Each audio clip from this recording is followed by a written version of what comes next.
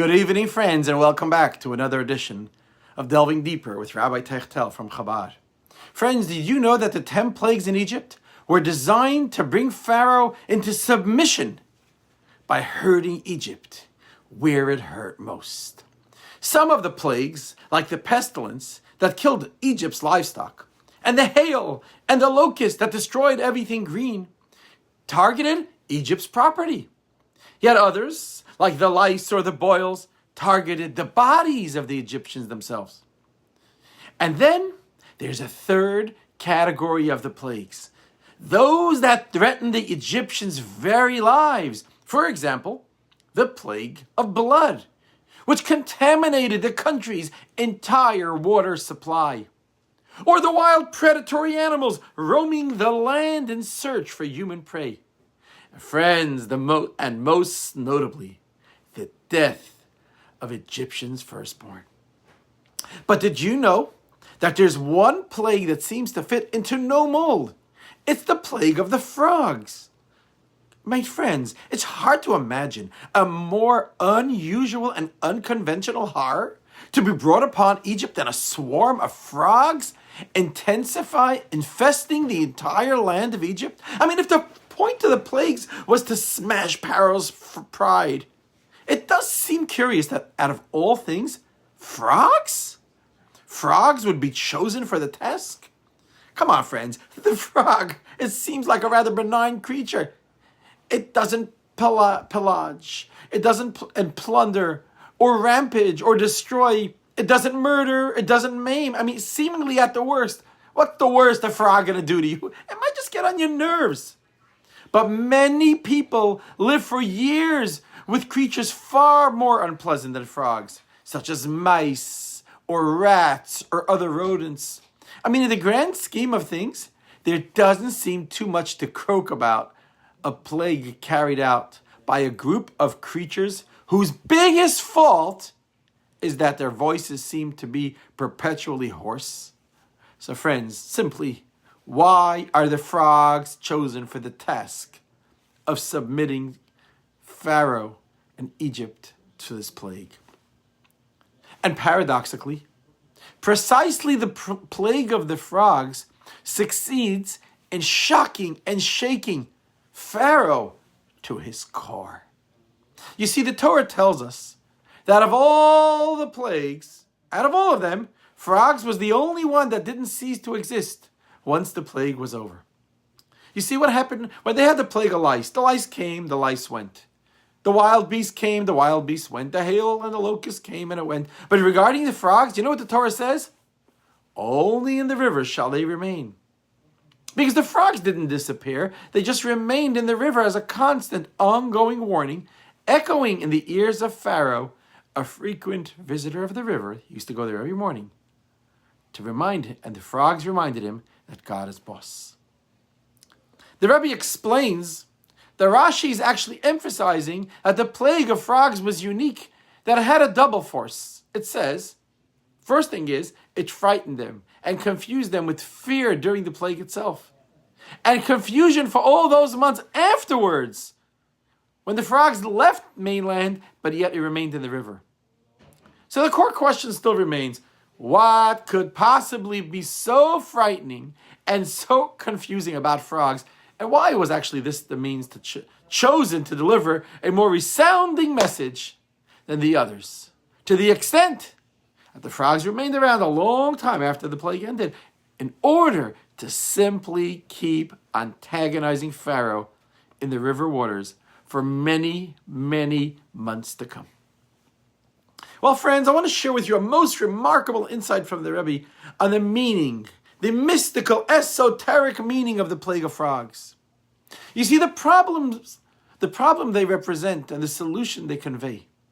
It is perhaps the character trait most characteristics of our generation, what we would call the trait of indifference.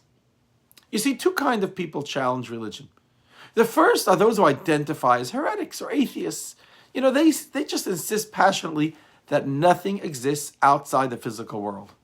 That, God forbid, there's just no divine force. There's no divine force guiding it. That the world was created only by chance. and will cease to exist only by chance. So what happens, this belief forces its adherents to constantly combat and try to actively oppose and refute anything that reminds them of religion. And basically, they have a lot of skin in the game. Friends, Pharaoh's quarrel with the truth was very different. It's not that Pharaoh was a heretic. He didn't necessarily deny God's existence. Pharaoh's problem was that God's existence had no significance for him. Pharaoh didn't care. You see, Pharaoh didn't feel any personal stake. There was no emotional connection or involvement with the topic of God's existence at all. Pharaoh had no problem saying there might be a God who millennia ago, so many years ago, created the world and set it into motion. But friends, Pharaoh couldn't accept the idea that this divine power still is actively engaged in the world and he cares about it. Because Pharaoh assumed that if there is a God, he has better bring things, much greater things to worry about than the lowly man in the lowly world. Pharaoh believed that God had left the world to its own devices while he went out to do much greater, much more important things. And this is why, when Moses conveys God's words to him, when he says, King Pharaoh, let my people go, Pharaoh doesn't enter into the polemics as to whether there is a God. Rather, he merely says, listen, Moses, I don't know God, and nor am I going to let the Jewish people go. In other words, what Pharaoh was saying, you know what, Moses, God may exist. He may not. But whatever the case is, it has nothing to do with me at this moment. Zero. Because if there is a God, he certainly would not care enough about us down here to start mixing in and intervening in our affairs, to alter the course of history, to mold things according to his will.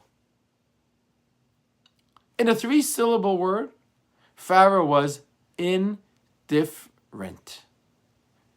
Between the two general undivine challenges to God and religion, heresy and indifference, heresy may on the face seem worse. Why? Because it proactively challenges God's very existence.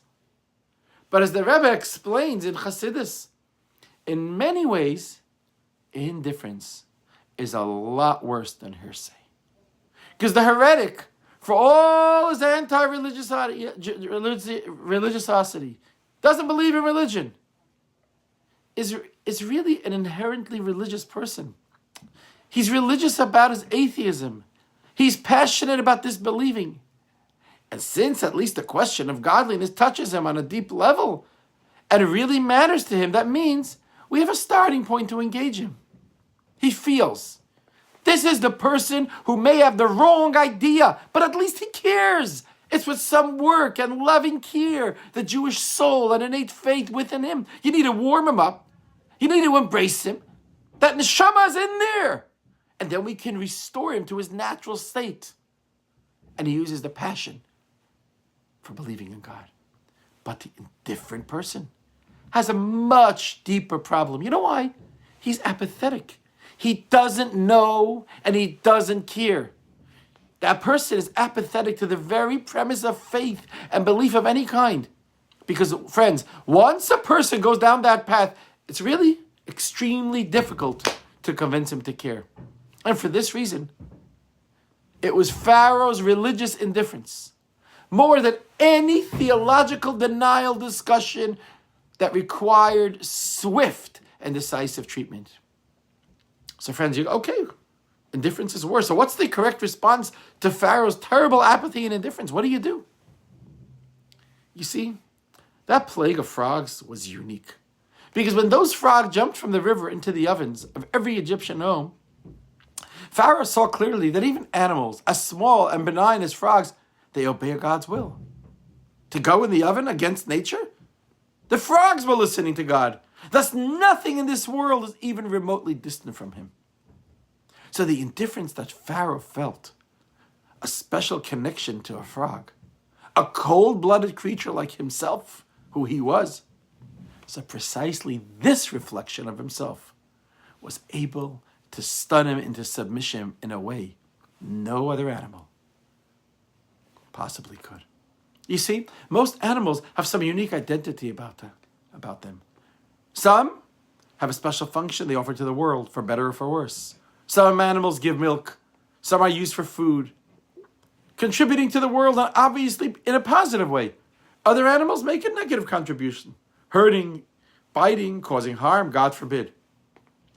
But friends, the frog is unique not in what it contributes to society, but the fact that it doesn't seem to offer anything at all. At least it seems so. The frog, in a way, may be defined by its lack of unique identity and value. It neither hurts nor harms. It just doesn't make a difference in anyone's day-to-day life. I mean, let me ask you, if frogs wouldn't have been created, what would be missing? Think of it. Frogs do the most boring thing of all. They croak. The frog is that animal that reinforces Pharaoh's ice-cold indifference. Its very existence suggests that not everything is by design, and not everything is for a purpose, God forbid, after all. If there is a creator, and he does everything for a reason, if everything fits into some greater master plan, why would the frog exist? Why create the frog if he doesn't do anything? By the way, by divine providence, one of the psychological tools for understanding the phenomena of indifference is the famous boiling frog experiment. Have you ever heard of it? It was about 150 years ago. There were researchers in Germany, and they discovered that if you put a frog in lukewarm water and you gradually increase the temperature 1 degree at a time, raising the heat every few minutes by 1 degree or a half a degree, what happens? The frog adapts to the new temperatures, and the frog, in his nature, becomes indifferent to the heat increase. And even when the heat reaches extreme temperatures, the frog wouldn't escape, but will instead die inside the water. The frog reacts with indifferences to environmental changes. It convinces itself that nothing of importance is happening until it's too late. You see, this boiling frog experiment is often used as an analogy to explain how dictatorships work. What is the formula of a dictator?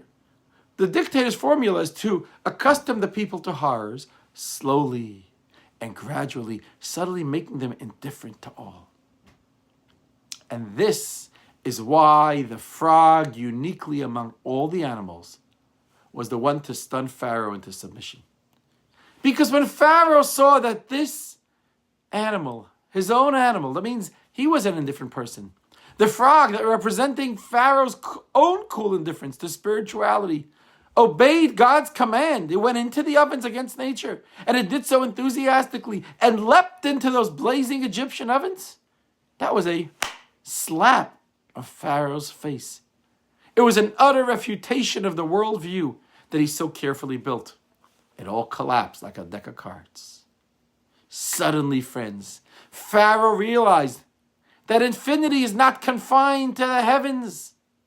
Just as God is infinite in the highest of the high, he's infinite in the deepest depth of the physical, material reality we know in this world. There's not a leaf of a tree or a speck of dust that doesn't move or does move without God's direct command.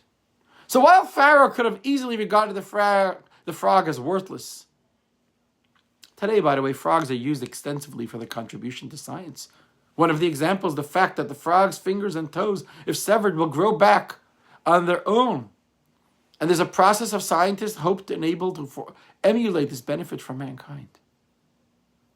And that's what the frogs were there to show Pharaoh, that God is involved in the low of the low.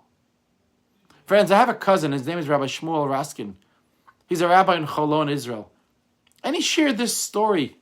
He said, 7 years ago, it was actually the month of Adar, 5778, March 2018, he participated in a very unique wedding celebration. The groom's name was David. He was a member of Rabbi Raskin's community. He's my cousin in Israel. And the groom's grandfather was a very successful textile merchant in Iraq. And before immigrating to Israel after the states of Israel's founding, he lived in Iran, Iraq, in that part of the world. He later moved to Indonesia, and he settled in a place called Bali with his wife, and they had a younger daughter named Chana. In Indonesia, the most populous Muslim country in the world, the prospect of Chana's Jewish education and sense of Jewish identity were not very promising. There weren't many Jewish kids there, no Jewish schools there. As sadly, when she grew up, she married a devout Muslim, a neighbor of hers. The couple had 3 children, and their oldest child, his name was David. Chana knew very little about Judaism. She was determined to preserve her son's Jewish identity. So instead of sending her son David to one of the local Muslim schools, she said, I'm going to send him to a Catholic one. You know why? Because there, I'll remind him he's different from his neighbors. Years passed. And when David approached his bar mitzvah age, his mother, Chana, was worried. Because she always dreamed of making her son David a bar mitzvah celebration, to see him receive an aliyah, to be called up to the Torah, and maybe read the Haftorah, read a Devar Torah, like many other Jewish boys. But she had no idea, how could this be done in Bali? After all, the boy's own father was a devout Muslim. Who was going to teach him? Well, friends, near Chana's home in Bali, there was a very small synagogue. And that synagogue was open one day a year, Yom Kippur, the Day of Atonement. And its only external symbol was a big Star of David painted on the outside. You see, the Jewish religion is not recognized by the Indonesian government. And synagogues were only able to operate on a very semi-official business. It wasn't officially open as a synagogue. But Chana felt a very strong need to pour out her heart to God. And she went to that synagogue that was closed, and she got the key, and she prayed. She went inside to pray. And when she walked in, she found the place neglected and dusty because people haven't been there in a long time. And she worked for many hours and days to clean the place, to restore this old synagogue to its dignity. On one of the tables, she found a small picture, a picture of the Lubavitcher Rebbe. Chana looked at this picture and cried from the depths of her heart. She goes, I don't know you, Rabbi, but you look like a holy man. Looks like you care about Jewish people around the world. Oh, Rabbi, I hope this picture inspires you wherever you are to share some care and compassion for my son. Maybe I'm not worthy, but David didn't do anything wrong. He didn't even begin his life yet. I want to give him an opportunity if he wishes to be a Jew when he grows up. Friends, that evening as David's mother left the synagogue and headed home, she witnessed a sight one doesn't ordinarily see in Indonesia. There was a Chabad chassid, a Chabad rabbi with a full beard named Rabbi David Scruder. Chana rubbed her eyes. She was thinking, maybe she's hallucinating. A rabbi here in Bali, but it was real. This rabbi, he was a diamond merchant from London, and he previously received instructions from the Lubavitcher Rebbe that whenever you travel for business, wherever you go in the world, you should ask about the local Jewish community. Maybe there's a Jew who's lost. Just inquire. Because the Rebbe's approach that a Jew doesn't just travel to remote corners for business. He would say, actually interesting, the business is a cover for the spiritual mission waiting there. So when Rabbi Scruder arrived in Bali, however, he wasn't sure how much he could accomplish on that front. I mean, after all, this was a Muslim country with no official Jewish community. And where formal synagogues were actually prohibited. So the rabbi thought, how am I going to find a Jew in a vast country like Indonesia? So in the end, Rabbi Scruder decided to look around. Maybe somehow I will find a local synagogue. And indeed, soon he finds himself standing outside a small building with a Star of David. And just as he was about to open the door, he finds Chana walking out. And he realized that he can help her arrange a bar mitzvah for her son. And Rabbi Skirter ended up learning with her son. He took him to London eventually, and he prepped him for his bar mitzvah, which took place at the Chabad house in Bangkok, with many guests present. And the rabbi there was Rabbi Cantor, my good friend from Yeshiva. Now, many years later, David was getting married in Eretz Yisrael in 2018. He was in Israel, and he was about to establish a Jewish home of his own. And that's where my cousin Rabbi Raskin was going to that wedding. You see, friends, there's no such a thing as a Jew who's disconnected from God. God forbid. One may feel small, they may feel weak, they may feel alone in some remote country of the world, but there is no corner removed from God, and there is no Jew whose steps are not led and guided from above. Against the indifference and apathy of Pharaoh, who kept away from any commitment or concern, today, friends, we find the tremendous heroism of our young soldiers who are defending the Holy Land of Israel, inspired in the faith in God, the God of Israel, and the destiny of the Jewish people. Each one of us knows that God speaks to us directly. We just have to open up our ears, open up our eyes. Friends, our army in Israel is going out on a limb to protect the land of Israel, but they believe this is the Holy Land. God is protecting them wherever they may go. But their courage obligates us. Every one of us must hear the call of God. When we hear the words that God say, Lech Lecha, go forth from yourself, from your land, from your birthplace, to the land that I will show you. Because God is speaking to everyone in the land of Israel, protecting the land. But he's also speaking to you in Nashville or wherever you're watching this, to strengthen yourself in Torah study, in observance of commandment, to be an action-oriented people, and inspire divine presence within this world, wherever you find yourself. Because when every one of us light up our own environment, we will merit to see the great encompassing light of the true and complete redemption.